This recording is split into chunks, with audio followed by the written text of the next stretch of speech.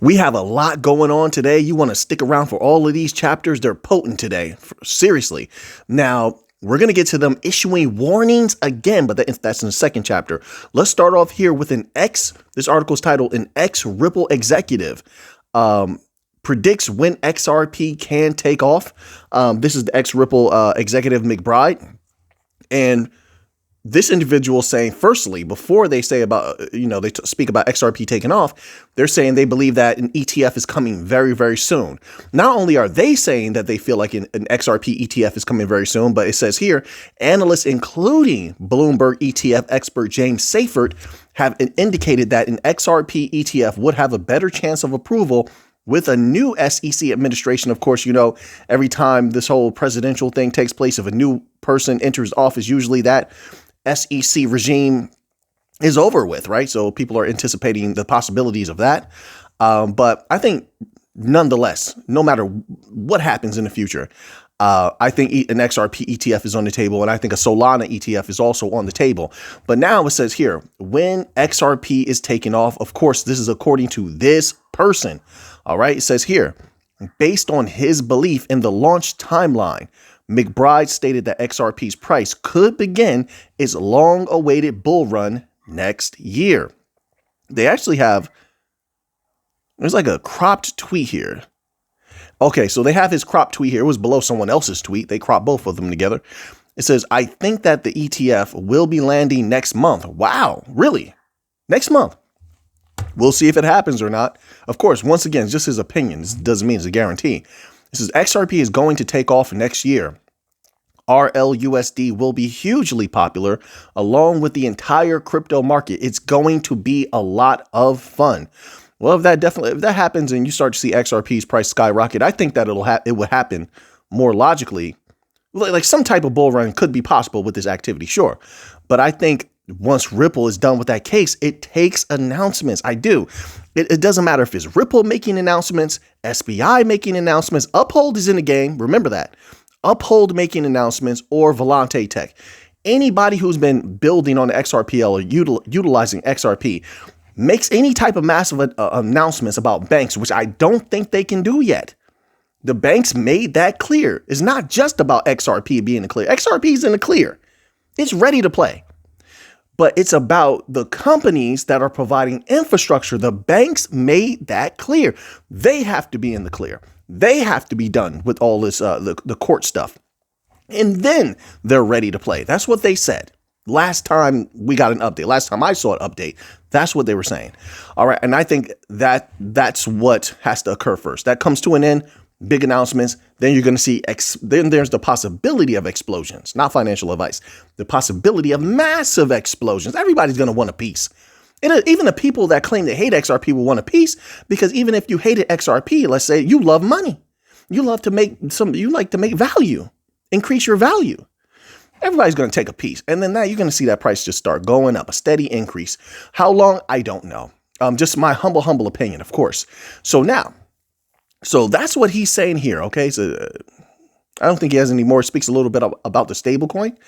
So now we have this here. They're issuing more warnings. We just talked about some bank activity in recent videos. I don't know how many people saw that, but some serious things going on in the banking industry. And then we have this. We were talking about uninsured deposits, right? We saw what happened with that one bank. Then we looked at some information where there's massive amount of uninsured deposits with banks. I didn't even know those certain banks were that heavy with uninsured deposits, which obviously is a problem. This article here is titled FDIC warns customers holding $7,100,000 in uninsured deposits after sudden bank failure. Here's the problem. There's a lot of banks on the line that could collapse in the next year or two. We just had one go down. There's so much going on. And it's like they don't tell us until the last second. I hate that. Let us know beforehand. The data is there. You're not releasing the banking industry. The banking industry is not releasing the information until the very last second. But wait a minute. How can you say you want to protect the consumers if you're not letting the consumers know ahead of time? Here's the problem with that. As we're going into the future, the big money is going to know. They have professional teams that work for them that are going to reach out and take the information. They're not waiting on it, not asking on it. They're going to take the information. They're going to pull their money out first. We saw this happen with Silvergate Bank, SVB, that whole thing, when that time period, when those banks collapsed altogether, around the same time, of course. We saw that happen then. The big money came in, pulled their money out. And then once all the regular people saw what was going on, and the reaction in the market, the news hit, then everybody ran to the banks. You had bank runs. Listen, be careful of that this time around. The Federal Deposit Insurance Corporation says large customers at a recently shut down bank, could collectively lose millions of dollars in uninsured deposits. People need to know, how much in uninsured deposits does your bank have? How much are you covered by FDIC? Some people out there, you have a lot of money just sitting in these banks. It's time to start doing research, calling them, reaching out. It's not financial advice. I'm just saying. Calling them, reaching out to those banks and asking them, hey, what's going on with this? Uninsured deposits. How much are you exposed to commercial real estate? How much am I covered? And check your accounts also. That's another thing. Check those accounts. There's been a lot of shady activity with bank employees draining accounts that just been sitting there. And you're trusting the bank. Don't be too trusting in this world now. You're too trusting, you'll get got. For lack of a better word, you'll get got. All right. The banking regulator says at least $7.1 million at First National Bank of Lindsay in Oklahoma was uninsured, held in accounts that exceed the agency's $250,000 insurance coverage limit, which is ridiculous. $250,000. That's ridiculous. Raise that up a little bit. Why can't you? I mean, there's money for all types of nonsensical things that, these regulators spend on. Why raise that up a little bit? 250,000. You think that's okay? You think that's good? It says for now, the agency says customers can access 50% of those uninsured deposits. 50%.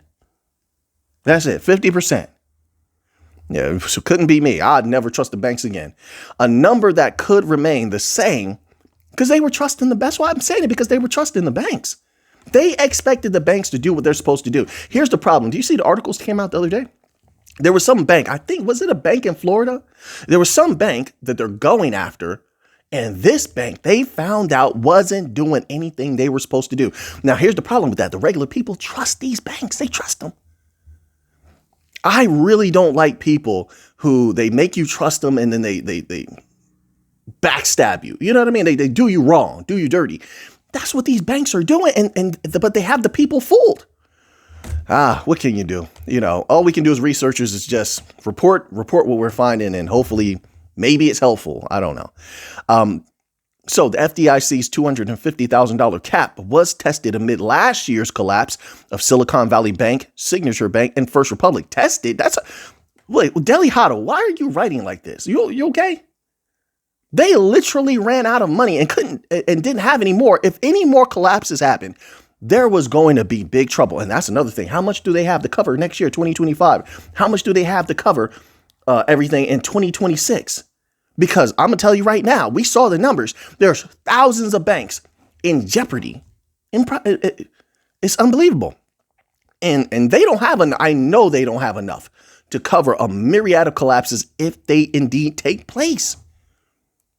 I'll tell you what, gold will skyrocket for sure. And they're going to turn a lot of people, away from the banking system to money market funds, 2. And 3, they're going to go to crypto.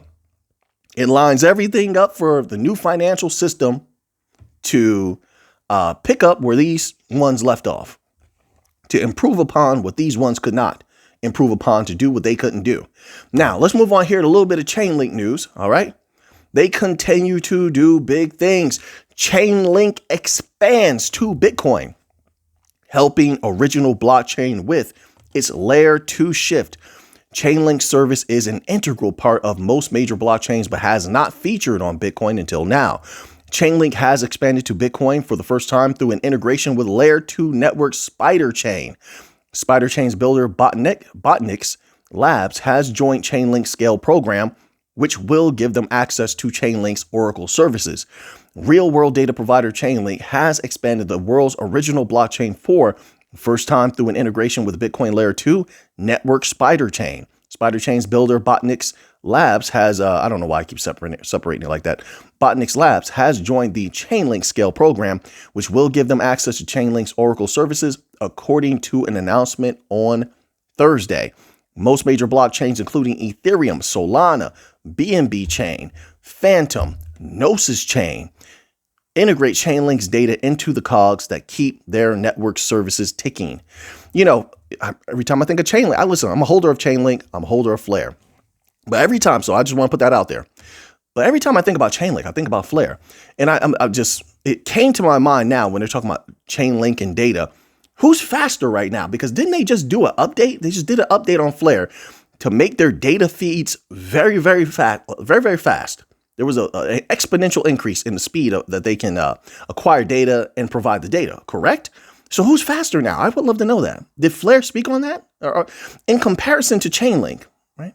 I don't know. Chainlink's first arrival on Bitcoin highlights the work being done to align the world's oldest blockchain with the functionality that is already a feature on other networks. These include Layer 2s, rollups, and smart contracts, which have all been largely absent from Bitcoin through much of its history. All right, so we have that going on there. So now we have a little bit. Let's see if this Solana, I want to slide this forward. I had another article first, but we're going to slide that one back. Little Solana news, because I always think of Chainlink and then I think of Solana. I got into both of those around the same time. So this article here is titled Solana hits record high against Ethereum. Is Flippening 2.0 here? Once again, let me read a little bit, then I'll give my thoughts. Solana price has recently established a new all-time high in terms of Ethereum due to a surge in network activity that has renewed interest. Due to this positive upward trend of Solana, believers in the project are optimistic about its capability to rival ETH. Moreover, they even expect Sol to claim the market cap currently held by Ethereum. Really? I just want Ethereum to continue to, not Ethereum, my word. I just want Solana to continue to do well. They're doing very well. They have a lot of institutional support. They have a lot of retail support. But I'll say this. I also want them to keep their word. You said you were going to go after the banks, giving you time. Even if you don't go after the banks, I think Solana is going to have a major spike in price during the next true bull run. Just my personal opinion. But I would love for them to go after banks. I think the banks would love Solana, in my humble opinion. So now, maybe they did already. Did I not hear about it? Let me know in the comment section. Maybe they did go after some banks. I haven't read about that. It says the constant efforts that are translated into significant activity on the Solana network have propelled the Sol's rise to a level where many enthusiasts consider it a strong competitor to Ethereum. There's enough space for everyone. I don't have this comparative thought. I just don't think about it in that way. Solana does what it does. There's enough money for it to explode. There's enough money for Ethereum to continue to thrive and explode as well. It says, in recent weeks, Solana has bagged a spot among the top weekly gainers, showing resilience at the same time when the Ethereum price has been stable. Moreover, data from TradingView noted that the Sol ETH trading pair reached a new high of about 0.06995 ETH. Additionally, the Solana founder has hinted at building an Ethereum-like execution layer, reported CNF. All right, so now it's a Sol futures market activity surge. Besides the price increase, Solana's more recent futures market has also seen a sharp increase. At press time, open interest positions stood at $3.28 billion. According to CoinGlass data, for context, open interest is the net amount of unrealized futures, which helps in analyzing new investments in a particular market. All right, so now let's move on here. There was something interesting in this article, and this article got very, very deep, but the website is giving me problems. This is from payments.com. Oh, wow. I probably should have saved this for the members only section, but I'm gonna give it to you here today. All right, because I have another members only video I have to make already. This article is titled, BAAS faces regulatory reckoning. OCC and FDIC actions underscore growing scrutiny. So BAAS obviously is banking as a service. We've covered this many times, but listen to this. I think this is the part right here. Bear with me. Let's read this little tidbit here. It says, The axiom news follows other actions from regulators. In this case, the Federal Deposit Insurance Corporation, taken against Sutton Bank. So we already talked about Axiom. Sutton Bank and Piermont Bank also via consent orders. The orders spotlight issues with third-party relationships. They're looking at them and saying, hey, wait a minute. See, this goes along with that added pressure. They're trying to dominate. They can't beat crypto. They figure that out, right? They're putting pressure on to see how much control they can exact over crypto by alternative means. And by alternative, I mean, as opposed to the means that they've already attempted. They're trying new techniques, in my humble opinion. So they're even taking a look at the relationships that they have, some of these fintechs with banks, etc. It says here, in the order, does that make sense? I don't know how clearly I explained that. In the order against Piermont Bank, which is based in New York, the FDIC said, quote, the FDIC considered the matter and determined, and the bank neither admits or denies the bank engaged in unsafe and unsound banking practices relating to, quote, internal controls and systems appropriate for, quote, the nature, scope, complexity, and risk of its third-party relationships. Piermont is required to detail more fully its third-party relationships. See, they keep mentioning that. Third-party relationships. Quote, the nature of the business arrangement and any associated bank activities or proposed new bank activities and the anticipated volume of these bank activities, unquote. Separately, Sutton Bank was ordered to develop and implement a revised plan that, quote, includes the appropriate assessment and oversight. Hold on. I see. Now, let me scroll back up. I want to read to you the little piece. I may have skipped over it. Let's see if we can find it. It says, but the BAAS relationships are on regulators' radars, resulting in enforcement actions, especially against smaller banks. This is what I'm talking about. See, okay, now we're getting to the crux of it. They're going against the smaller banks. They don't want the smaller banks leaving the farm. They don't want the smaller banks breaking out on their own, having their own customized systems. It's my humble opinion. This is what I'm seeing. They have to bring them back to the farm. They have to bring them back under control. There is a divide between the central banks, or the bigger banks also, put them all in a group, and the medium and small size banks. We've seen it over 3 years. It's starting to boil over. All right. Especially because the fintechs are giving them the power to grow exponentially over the next 2 to 3 years. Exponentially. The bigger banks don't like that. They have to bring them to heel. We've heard this verbiage a lot in other sectors. It's similar here. That mentality pervades a lot of these business sectors. This is especially against smaller banks and that are operating with fintech partners to issue cards and enable other banking related services. And with that, they just told you what their problem is, why they're causing this problem, and what it's all really about. It's about them working with the smaller banks and medium-sized banks, working with the fintechs. And in a lot of cases, and this is interesting, isn't it?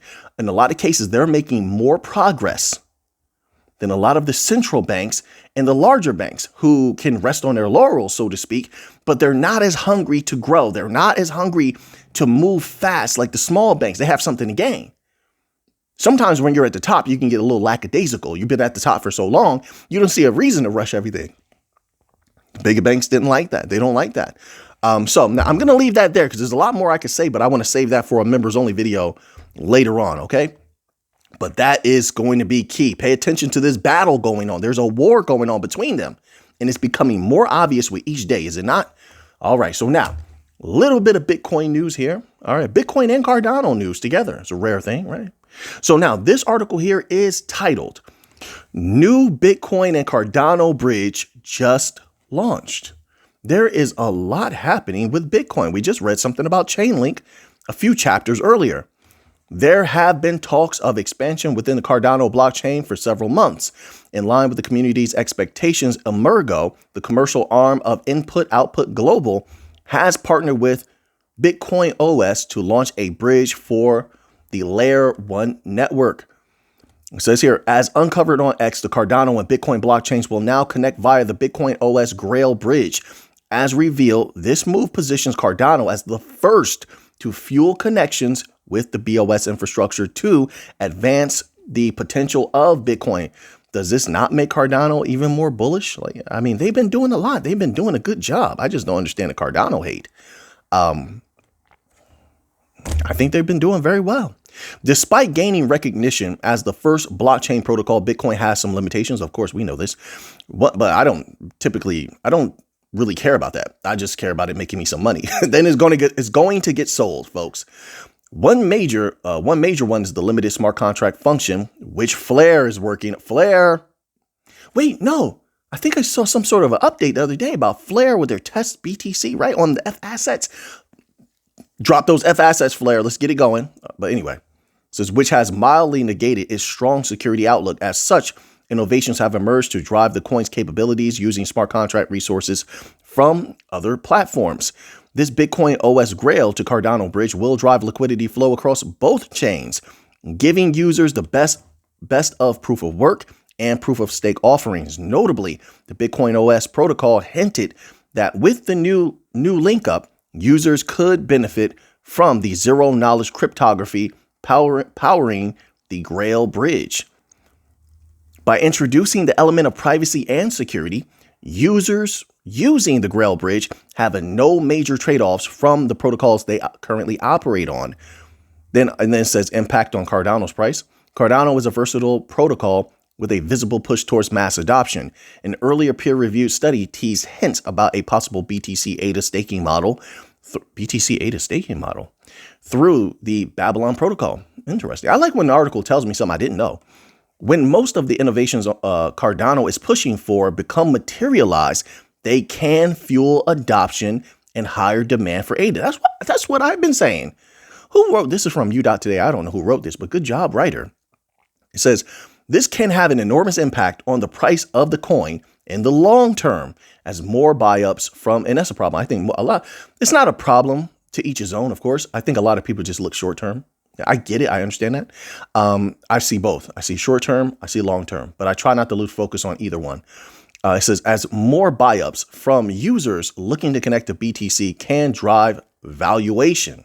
So now we have this article here. We're going to end off with this here, a little chain link today. Usually I end off with gold or silver, but we're going to do a little chain link. Chain link come back soon. Data shows link continues to leave exchanges. I told people it was bullish. Those who know. Chainlink is a bullish, super bullish. They've been one big thing after another. Did you see the updates recently? This is my humble opinion, folks. Not financial advice, but that's why it would be leaving exchanges, because people are seeing it. They're saying to themselves, wait a minute, I want a piece of that. I'm here to make money. I want a piece of that because it's going to pop off. But wait, it says on-chain data shows Chainlink has continued to observe negative exchange net flows recently, a sign that could be bullish for Link's value. We shall see. No guarantees. In a new post on X, the market intelligence platform Into the Block has discussed about the latest trend in the exchange net flow of Chainlink. The quote exchange flow unquote here refers to an indicator that keeps track of the net amount of a link entering into or exiting out of wallets associated with centralized exchanges. When the value of this metric is positive, it means that these platforms are receiving a net number of tokens. As one of the main reasons why investors would send their coins to exchanges is for selling related purposes. This kind of trend can carry bearish implications for the asset's price. On the other hand, the indicator being negative suggests holders are taking out a net amount of the cryptocurrency from exchanges.